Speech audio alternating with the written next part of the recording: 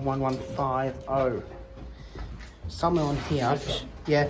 If you see this, British electrical plate on it. No. British Electric London, Sean says on here.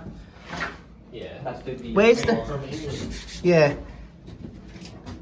60 volts, 400 amp. 115 versus on there.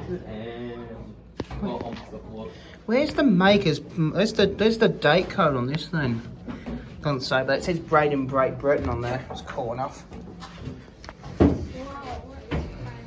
Interference. Yeah.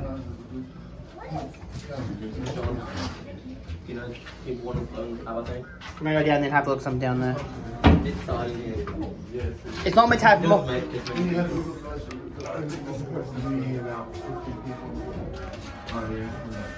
From that cab, or was that cab?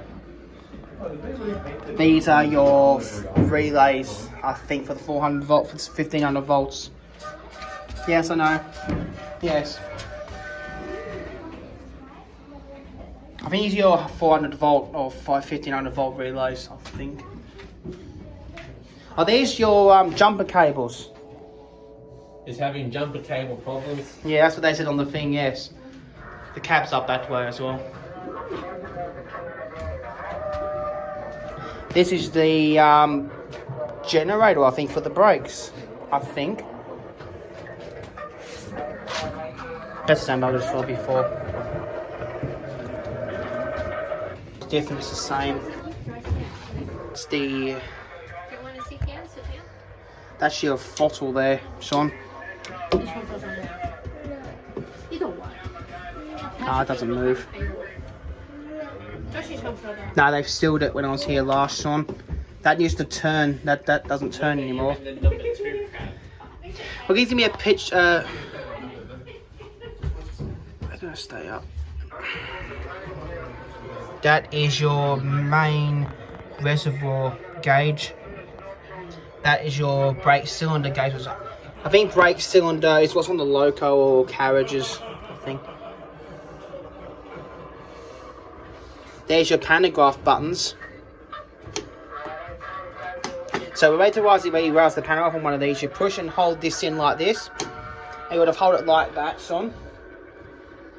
Like that. And then let go when the power came on. Then to put a D, you would press that button there. That's your mile per hour gauge. Kilometre per hour. Yeah, kilometre, yeah. I don't think they would have gone up to 160, 140 on one of these. I don't think at full power.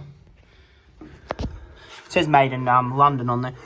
Mum, if you look on that manufacturer's plate on the big motor thing behind you, it says London on it. There's your dead man's vigilance button.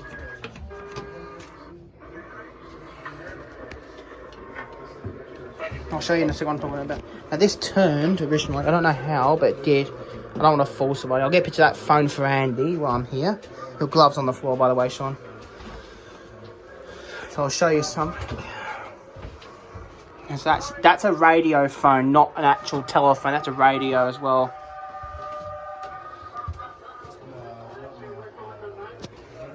I believe, this is so short. You've got to be so short to get one of these areas of the locomotives without banging your head on it.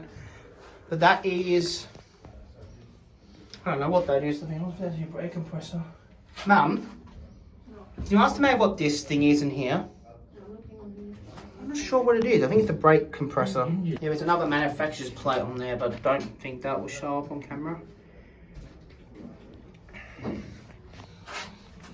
I'm getting stupid while I go filming. This is my iPhone I'm using.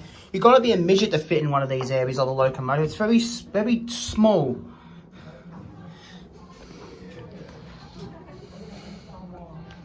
There's the original incandescent light bulbs. Sean? Look at that. Sean? Oh yeah. How have we done that? These use 116 volt originally, Sean.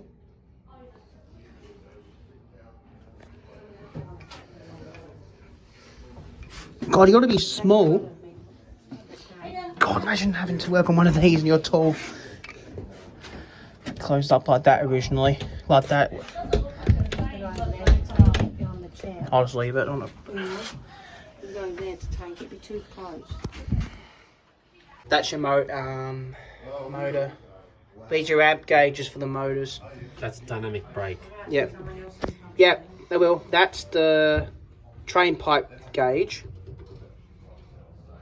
I think that's for carriages, I think. That's your reservoir. That's the windscreen wiper activator. Look, opens like that, so you open that and put it back. There's no power, so you can't turn it. That's your shuttle switch with the vigilance device. That's your radio. I didn't know they had that in there. Yeah. Yeah, but that's the radio switch down there. That's the radio switch there. That's for the radio there. Yeah, it's to turn it on. Yeah, but that's not another switch. I must have a backup radio in these then. No, I'm not familiar with this type of locomotive, but next to the window, below the driver's window, there is this. I don't know what this is for. That thing just here, but that's I don't know what that is. That might be in the power switch for the mains or something. I'll get down from there so I can get away. I see why that moves. So you can get through. Getting your stuff caught on the Oh, that's your headlight controls.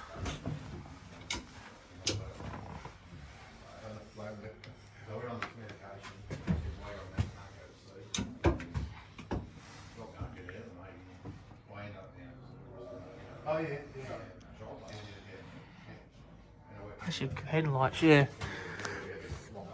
Yeah, photo of you here as well. Yeah, the relays will be housed in there, Sean.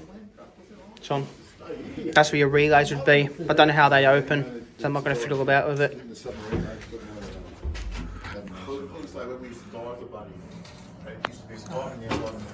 That might be the original cabinet. I don't know what this is. I think that might be some power unit. I think it's a turbo generator. I'm not sure what it is. I'm not familiar with it. I'll have to ask Bernie Baker. I'll send it to him on his message and ask him what this is. He would know. I don't know what it is. That goes through to the other cab. The cab's not different to what's in there. I think it's something to do with the electrical. There's your brake gauge. Yeah, it's a generator. Yeah. It's a generator. Yeah. Look. Direct current generator. Oh yeah. Oh, I know what this would have done. This would have powered your motors when it was connected to the wire. So that would have run on the electric cable, I think. That would powered by the 1500 volts above, and it would drove the motors. I think so. One end would be connected to the overhead, the other would be connected to the motors. Well, now we know why this would have blown out substations. Yeah, by that thing, yeah. No, it was L1150. It blew out the substation, wasn't it? Yes. We're trying to have a look at the grey ghost if it's open, Sean.